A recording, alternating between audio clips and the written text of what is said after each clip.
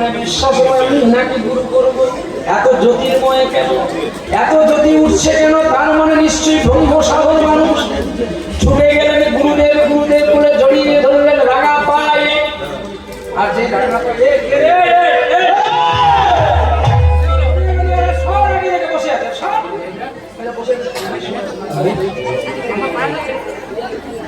কি নাম তো?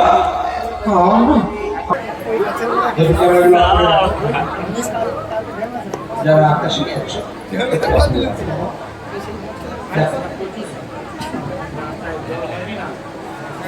আসতে পারে, কৃষ্ণ আসতে পারে।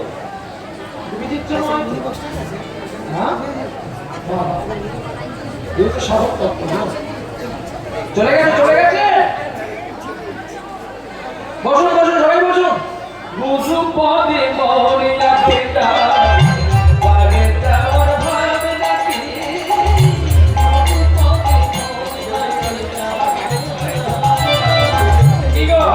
এতজন মানুষ ভয় পেল কাকে? তার নখ নাই, তার বড় বডিও নয়। কি আইদা দেখেছ? শুধু পেয়ে গেলে লোকে ভয় করে। কি মুখ দিয়ে যদি একটু কামড় দেয়, একদম অমৃত দিয়ে দেবে। কিন্তু এত বড় মানুষ এত যে তাকে ভয় করে, আমাদের হাত পা আছে তবু তাকে ভয় করে। কেন? তার মুখেই শুধু আছে মধু। যদি একবার দেয় হয়ে যাবি জাতি। তাহলে আমরা মানুষের জীবনে কি করলাম? কারণ আমাদের বিশ্বাস ভক্তি রাখতে হবে, ও তার কাছে করে ঠিক চলে যাবে। তবে এটা জানবেন, বেঈমান মানুষ, পশু পাখি কীট পতঙ্গ তারা কিন্তু কোনোদিন বেঈমানি করে না। সাপ তুমি তাকে না আঘাত করো, সে কোনোদিন তোমাকে কামড়াবে। তাহলে বলবেন সুন্দর মনে করে তুমি বাঘ মানুষকে খাও, এরা প্রশ্ন করবেন। আমি ঠিক, আচ্ছা তোমাকে কি সুন্দর বাঘে যেতে বলেছে? কি বাবা, বাঘের জায়গায় বাঘ থাকবে, মানুষের জায়গায় মানুষ থাকবে। তা তুমি যদি ডাঁট দেখাতে না দেখাতে বাঘের বনে যাও, আমি বীর সন্তান মধুর চাক ভাঙবো, তুই মরবি নাকি আমি? ঠিক কেমনি আমাদের বিশ্বাস ভক্তি যার যেটুকু জায়গায় স্থান, আমাদের সেই স্থান পরিত্যাগ করা উচিত নয়। নিতাই গৌর। দেখতে দেখতে সনকাকে ডাকলো, সনকা মন্ত্রী তোমরা ঢাক ঢোল বাজিয়ে পালকি নিয়ে এসো, আমার গুরুদেব এসেছে। আমি গুরুদেব এনেছি। সকলে ভোগ ঢাল বাজিয়ে, সানাই বাজিয়ে, বাঁশি বাজিয়ে, ষাট ড্রাম বিট ড্রাম বাজিয়ে, খোল করতাল বাজিয়ে পালকিতে করে গুরুকে নিয়ে গিয়ে স্বর্ণ সিংহাসনে বসালো। গুরুদেব বলে, এ তো আমাকে বলেছিল মর্তের সাধারণ একটা মানুষ, তাহলে রাজ সিংহাসনে বসালো কেন? গুরুদেব আপনি বসো। এবার স্বর্ণ ভিঙ্গার এনেছে পাত্র করার জন্য। গুরুদেব, আমার কত জন্মের সামান্য ধন্য হলাম, আমি জীবন ধন্য হলো, আমার সাধন সিদ্ধ শুদ্ধ হলো, যাকে তোমার মতো পবিত্র গুরুদেবকে পেয়েছি। আরে বিক্রম, তুমি তো বলেছিলে যে তোমার কোনো রাজা নেই, তুমি রাজা নও, তার কি মিথ্যা কথা বললে কেন? না গুরুদেব, গুরুর কাছে মিথ্যা বলিনি, এই গুরুদেবের চরণ ছুঁয়ে বলছি। আচ্ছা বলো তো গুরুদেব, যখন আমার দীক্ষা হয়নি তখন তো আমার কেউ নয়। দীক্ষা নাই মানে জীবন শূন্য, আমি কারণ নয়, কেউ আমারও নয়। আজ দীক্ষা পেয়েছি, তুমি শুধু আমার আর আমি শুধু তোমার। আজ থেকে যদি রাজা হয়ে থাকি, তাহলে আমার রাজা তুমি আর তোমার প্রজা আমি। কি গো, ভালো লাগলো কথাটা শুনে? গুরুদেব, আমি জানি না বলে রাজা সেজেছিলাম, কিন্তু আজকে জানলাম আমারও রাজা আছে। আমার রাজা তুমি আর তোমার প্রজা আমি। তুমি আমাকে যা আজ্ঞা করবে আমি তাই পালন করবো। মর্তের মানুষটি অবাক হয়ে গেল যে আমাকে গুরু করে যদি এত কিছু লাভ করে দিতে পারে। বেশ, আমি তোমাকে পরীক্ষা নেব, তুমি কতখানি আমাকে ভালোবাসো। গুরুদেব আপ্লুত হয়ে গেলেন ভক্তের আদর্শ চিত্ত সেবা। আর দেখতে দেখতে ঠিক গোবিন্দের মন্দিরে এক অপরূপ সুন্দরী নামে পদ্মা। সে পদ্মা এত সুন্দর দেখতে, তাকে দেখে গুরুদেবের লোভ হয়ে গেল। এই মেয়েটাকে যদি আমি পেতাম, আমার সঙ্গে সাথী বানিয়ে নিতাম। ভাগ্যের পরিকল্পনা আমি বলবো কি করে। একদিন সকালবেলায় এসে বিক্রমকে বলেছে, বিক্রম রে, তোর বাড়িতে থেকে এই বক্স পালনকে ঘুমিয়ে ভালো মন্দ খেয়ে খেয়ে আমার গায়ে ব্যথা যন্ত্রণা করে, যন্ত্রণা সরকা।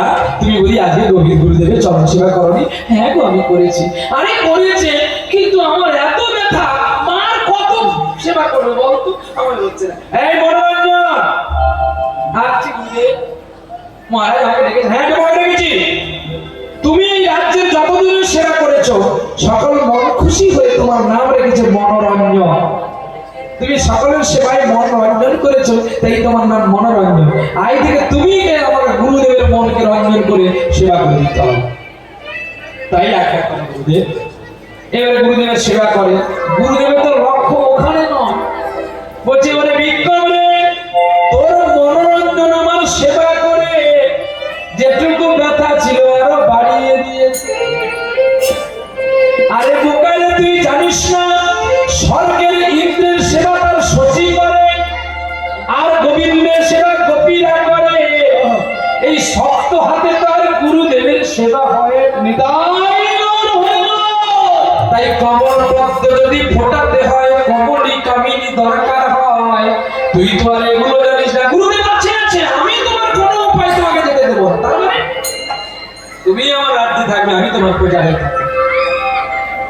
রাজ্যের সবাইকে গুরুদেব দীক্ষা দেয়। আর গুরুদেব এর কাছে মহারাজ ডাকলেন কাকে? মহারাজ ডাকলেন তাকে। মহারাজ কাকে ডাকলেন জানেন? মহারাজ ডাকলেন একমাত্র পদ্মা রাশিকে। পদ্মা, ও পদ্মা, পদ্মা আসি বাবা, শোনো পদ্মা। ভগবান কি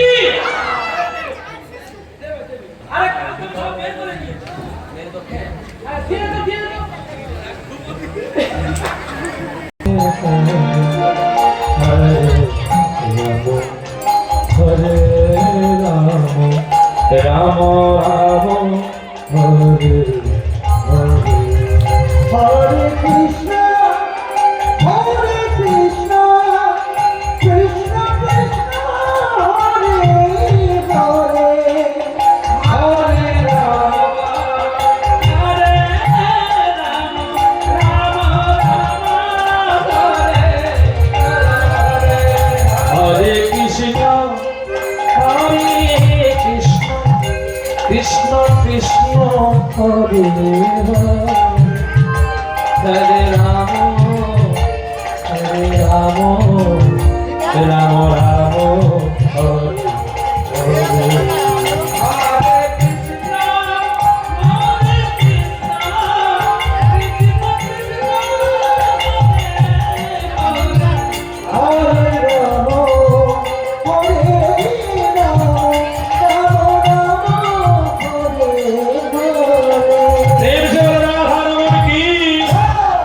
রাম, চন্দন কাষ্ঠ নিয়ে আসলেন। আর চন্দন কাষ্ঠ নিয়ে আসার পরে চন্দন কাষ্ঠ হাতে দিল। আর গুরুদেব তাকে বনে পাঠিয়েছে বলে গুরুদেবের জন্য একটা ফল। আবার কলি যুগেতে নদী আমারেতে সতী সিন্ধু কর্ময়া নদীলে, তুমি হরিলে সতী সিন্ধু কর্ময়া নদীলে, জীবের বিস্তার লাগি করনামে সংকীর্তন।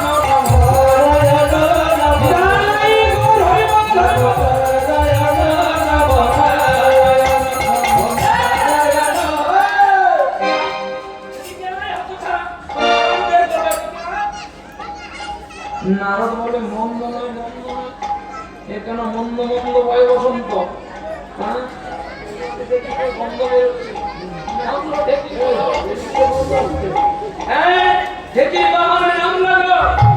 বলি মা কি হয়েছে গো? তুমি ফলের নাম কি? ফলের নাম তো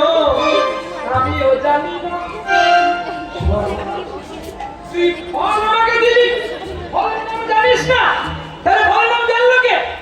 ও মা তুমি দেখো না, এ ফল আমায় দিয়েছিল আমার মামা, ফল দিয়েছিল আমার মামা, ফল দিয়েছিল আমার মামা,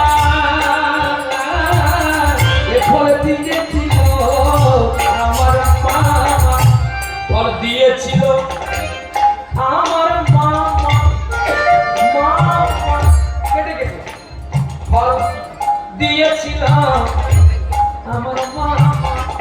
দুটো মা, দুটো মা হলে কি হবে? দুটো মা কি হয়? মামা। মামা উচ্চারণ করলে একদিকে মা একদিকে মামা একই সঙ্গে। মায়ের কাছে আর একটা মা দিলে কি হয়? মামার ভাই হয়। হ্যাঁ, মামার ভাই কি? কার ভাই? তাহলে কোন মার ক্ষমতা বেশি? এই গাড়িতে বোঝা যাচ্ছে কোন মায়ের ক্ষমতা বেশি। হ্যাঁ, দুটো মা একসঙ্গে যোগ করে যাবে। দুটো মা দাঁড়িয়েছে, কোন মায়ের ক্ষমতা বেশি? একটা মা, প্রথম মা, প্রথম মা থেকে কিন্তু আরেকটা আসছে মা। বাবা আমাদের কাছ থেকে আমাদের শিক্ষা, কারণ প্রথমে যদি মা না থাকে মামা আসবে কি করে? কি বাবা, আমি যদি মায়ের গর্ভে না জন্ম হই তাহলে মা তো চিনবে, এবার মাকে মামাকে বাবাকে কারকে চিনাবে? তাহলে প্রথম শক্তি কে? মা। মা প্রথমে মা, তারপরে আসবে আরেকটা মা, তাহলে একত্র হয়ে গেল মামা। বলি হ্যাঁ রে হতছাত্র মামা কি?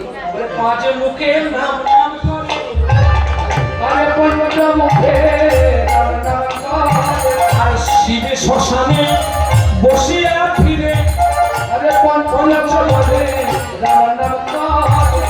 আচ্ছা বলুন তো, আমাদের সোনা দানার মেয়ে লোক লালসা আছে, সম্পত্তির লোক লালসা, শিবের কি আশা নেই? শিব শ্মশানে থাকে, শ্মশানে মশানে ঘুরে বেড়ায়, হ্যাঁ, ছাই ভস্ম মাখে, গোবিন্দকে চন্দন তুলে দেয়। সেই সেই শিব ঠাকুর আমাকে দিয়েছিল কেন না? ৫৫ মুখে রাম নাম করে তার শান্তি হয় না, গোবিন্দকে আরো মুখ চেয়েছিল। আর আমার বিনা যন্ত্রের গানের সুর শুনে আমাকে মামা আমাকে ফলটা দিয়েছিল। এক কাজ করো মা, তুমি আমার সঙ্গে চলো, আমি কৈলাসে গিয়ে মামার কাছে জেনে নেব ফলের নামটা কি। তাহলে তোমার ঝামেলা থাকবে না। মর্তের মানুষ মায়ের পেছন থেকে ছুটে এসে, ওগো বৈষ্ণব ঠাকুর দয়ার এ দাসে করুণা করি, দয়াল বৈষ্ণব ঠাকুর দয়ার এ দাসে করুণা করি। শুধু গুরু দীক্ষা হলে যে আপনি ভগবানকে পাবেন না, গুরু দীক্ষা করে বৈষ্ণবের চরণ আশ্রয় নিতে হবে। দেখেছো কত সাধনা? নরোত্তম ঠাকুর বলে গেছেন যে গুরু আশ্রয়ের পরে বৈষ্ণব শাস্ত্র নিতে হয়। বৈষ্ণবের আশ্রয় না পেলে, সাধু কৃপা না হলে, বাবা মার কৃপা না হলে ভগবত কৃপা হয় না। আপনি সরাসরি এক পাউচে একতলায় উঠতে পারবেন? হ্যাঁ, তাহলে ঠিক তেমনি একতলার উপরে আছে গোবিন্দ, আপনি নিচতলাতে আছেন, তাহলে এই একতলাকে যেতে গেলে আপনাকে 20টা পাউচ পার হয়ে যেতে হবে। এই বিষে জর্জরিত আমরা, এই বিষ ইন্দ্রিয়কে যতক্ষণ না মুক্তি দিতে পারছি, এই বিষ ইন্দ্রিয়কে যতক্ষণ না ছাড়তে পারছি, আমরা একতলাতে যাবো কি করে ভগবান দেখতে? কিন্তু ভগবান ছিল 3 তলায়। আমরা মর্তের মানুষ এমন বোকা, শেষে একতলায় নিয়ে এসে দেখেছি ভগবান। সাধক সিদ্ধ কবর, পিতার ব্রহ্মতাল থেকে মাতৃ জঠরে দিয়ে দিলাম, ব্রহ্মতাল থেকে মূত্রদ্বারে দিলাম,